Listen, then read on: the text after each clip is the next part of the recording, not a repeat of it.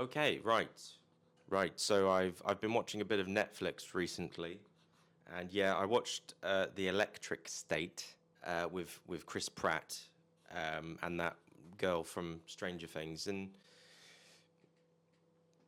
it was a bit meh. It was a bit meh. It was just kind of like a very meh, a bit bland, And it's a shame really because I thought it was going to be. I thought it looked quite fun, It had robots in it, fun little robots.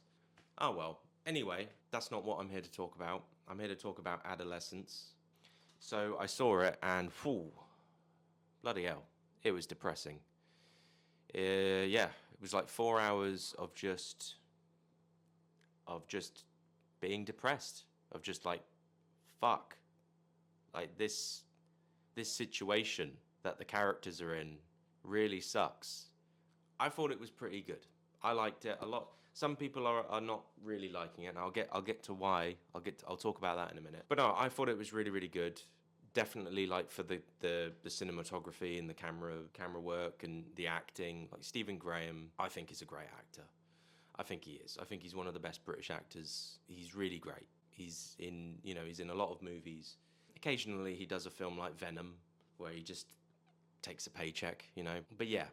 I mean, he does a lot of depressing films and a lot of depressing shows. If I was an actor in his position though, I'd just be making fun films. To be honest with you, like he's in the Pirates of the Caribbean movies. I would just go and do that. I just go and be in a pirates movie. Interestingly though, it said it was executive produced by Brad Pitt. It said Brad Pitt in the executive producers. I don't know if that's the same Brad Pitt. Might be. I don't know.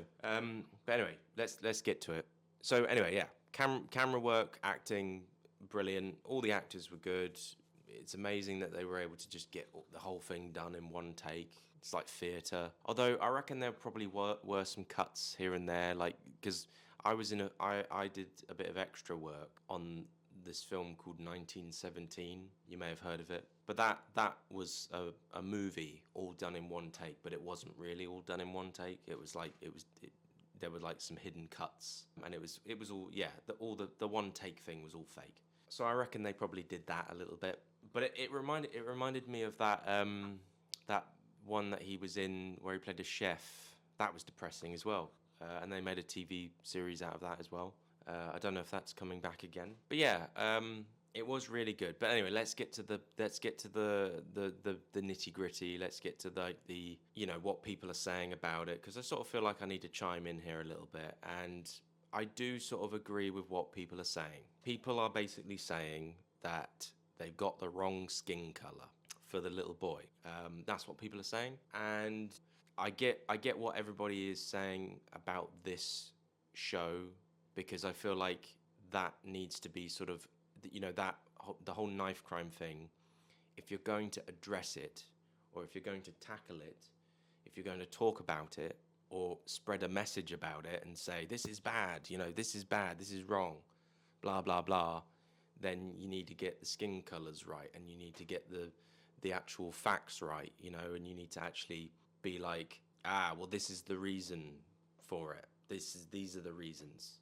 And one could say that they're sort of making it up and they're changing the facts or whatever for political reasons or whatever, for left-leaning political reasons. But I'm not really a political person, and I also just kind of like would say that yes, okay, if we're looking at current events and like knife crime, black on black knife crime and terrorism, stabbing people, blah blah blah blah blah, yes, there needs to be more films and media and things talking about it and warning people and explaining the reasons why and all that sort of stuff.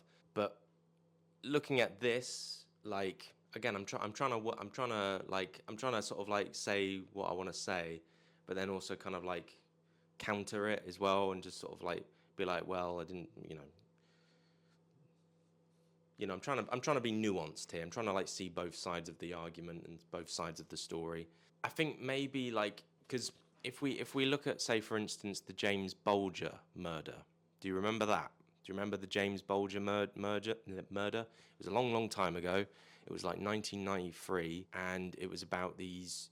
And basically, what happened is that these two 10-year-olds, so younger than 13, basically kidnapped a 2-year-old and then killed him. The point is that this show, it's not really about what happened. It's kind of just about the fallout of it. It's about what the parents have to go through. It's what Stephen Graham, as a father, what he has to go through after when it happened. Because again, with the James Bulger killing, those two boys that killed that 2-year-old. You know, imagine what their parents must have been going through. Imagine.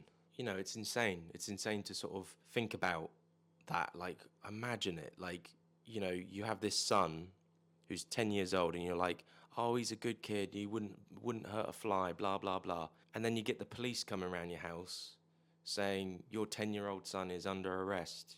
It's crazy. You know, your 10-year-old son is under arrest for murder, you know. And it's just like, how insane is that? And that's what this show is about. And you know, it's not really about the whole London stabbing, knife crime, you know, all that sort of stuff. People I think are maybe focusing on too much of that, and they're not looking at this as just a story, like a drama. And as I say, it is all about like the parents, and it's also just sort of like it's their feelings of guilt. And like the first episode is great. He gets arrested, you know, he goes to the police station, blah blah blah. They go through that whole process. It's crazy. Second episode though, I thought was really, really good. And I like the ending of that episode because the cop at the end, Ashley Walters, he realizes at the end, he maybe saw that, he thought, I don't want to be a bad parent, and I've got to, I think, spend more time with my son. I've got to listen to him more. I've got to be there for him. And it's sort of like, I think that the message of the story is just about parents, like, you know, be there for your kids. Because Stephen Graham's character was just like overworking, not really taking a notice, not really like letting him getting on with just being in his bedroom, being on his computer, going on the internet, going on social media, going on Instagram, just not really like, you know, not really like looking out for him, you know. And that's actually the kind of the scary thing about today is like, you know, when I was a kid, when I was 13, I didn't have a phone, I didn't have a computer. I think we barely had the internet. Kids today that just have access to everything, adult content, you know, and I think it's really damaging. You know, I'm sort of glad I'm not a kid today. I'm glad that I went through my childhood without the internet, and without social media and all that sort of stuff. And then yeah, okay, the whole thing of, you know, that obviously Andrew Tate gets a mention in this documentary. Andrew Tate gets a mention in this show. Yeah, I think Andrew Tate is a prick. I mean, don't get me wrong. I've heard him say some things that I go, okay, I agree. I sort of agree with you there, but you're still a prick, you know. And I'm pretty sure, like, you know, whether he's innocent or guilty of whatever the stuff that they're accusing him of, he's still just a prick. Don't like him. Don't like the man. But like, you know, he's one of these people that takes what other people say. You know, better people say things, and then like him and like Fresh and Fit, you know, take it, and then they say it in their way. And you know, Andrew Tate says it in an Andrew Tate way.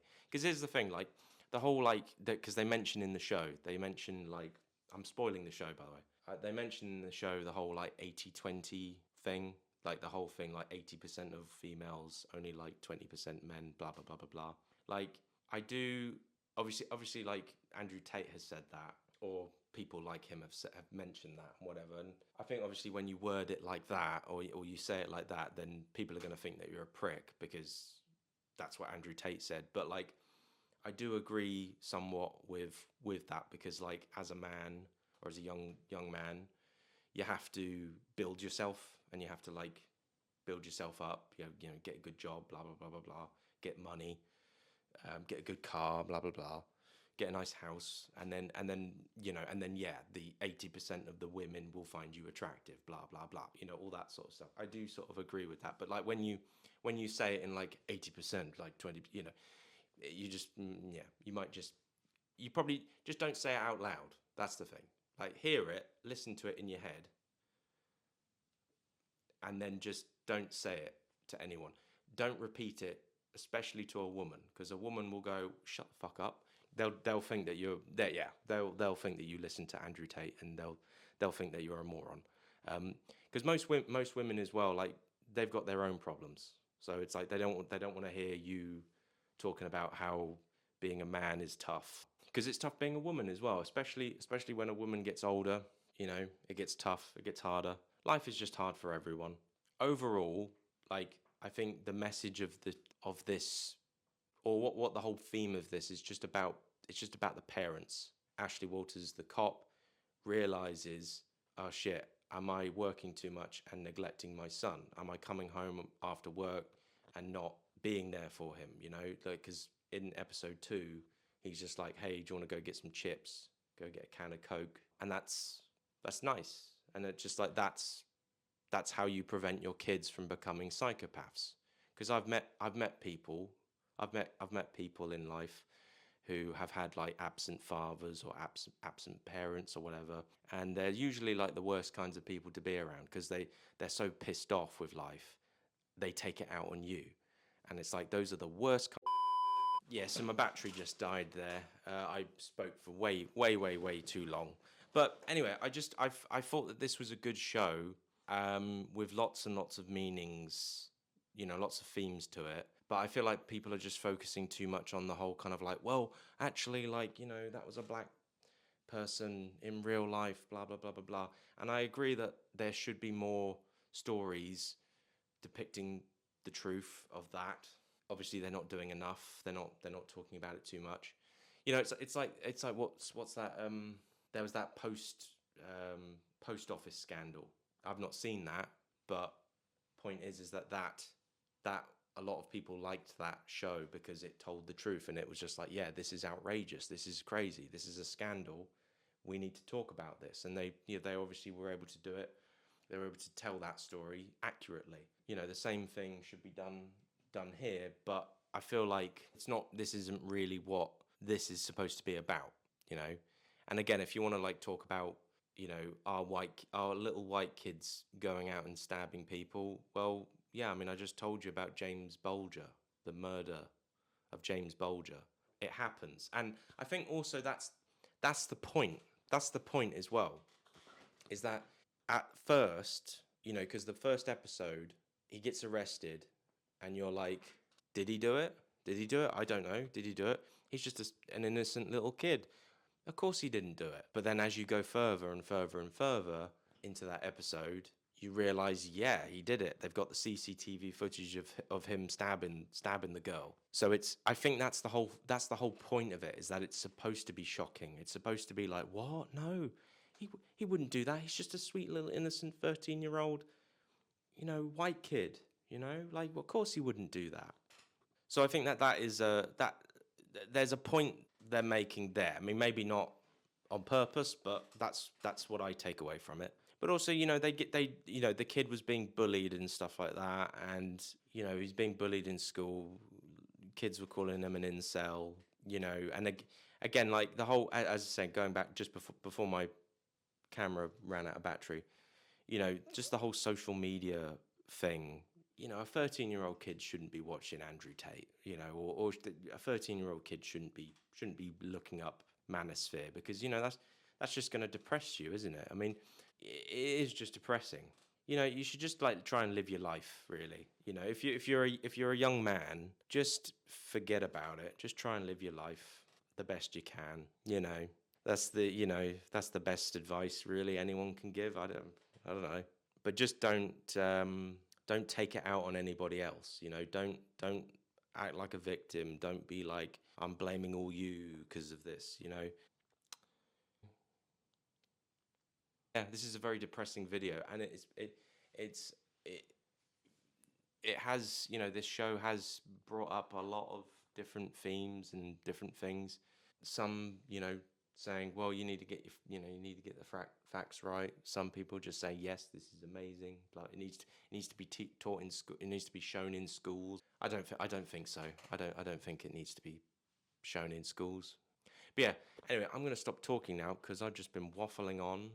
But I just feel like I needed to get this out of me because it was a very depressing show, and I feel like as well, just like people just want to like put their politics into things, and it can be bad, and it's crazy if you made it this far in the video of me waffling on. But either way, I like Stephen Graham. He's very good. I would say give it a watch, but the first two episodes I thought were very good. Third one went on a bit. It was all just like stuck in one room, and it was kind of just like this going back and forth, blah blah blah blah blah, you know, sort of thing.